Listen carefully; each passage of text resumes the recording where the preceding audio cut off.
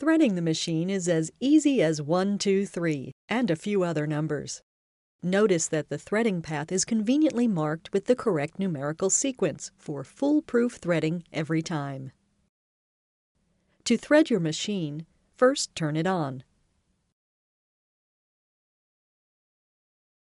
Lift the presser foot and the needle to their highest positions.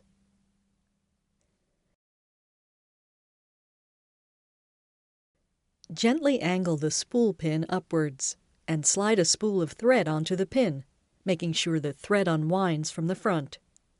Slide on a spool cap that's the right size for your spool of thread, and push it gently but firmly against the spool. Hey, you've heard this before. Be sure to use a spool cap that is close in size to your spool. Once your spool is on correctly, take the end of the thread and pass it under the notch on the thread guide plate. Then pass it behind the thread guide cover and to the front. While holding the thread with your right hand, continue threading the machine with your left hand, following the arrows.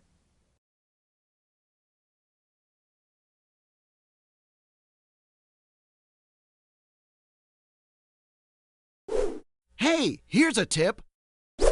Make sure you use both hands to pull the thread behind the thread guide cover.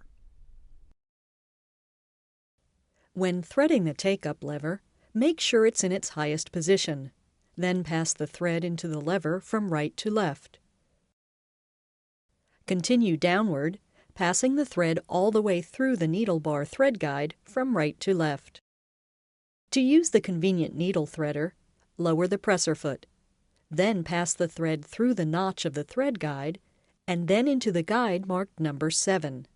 Make sure the thread passes securely through the thread guide disc. Next, pull the thread upwards into the thread cutter to cut the thread.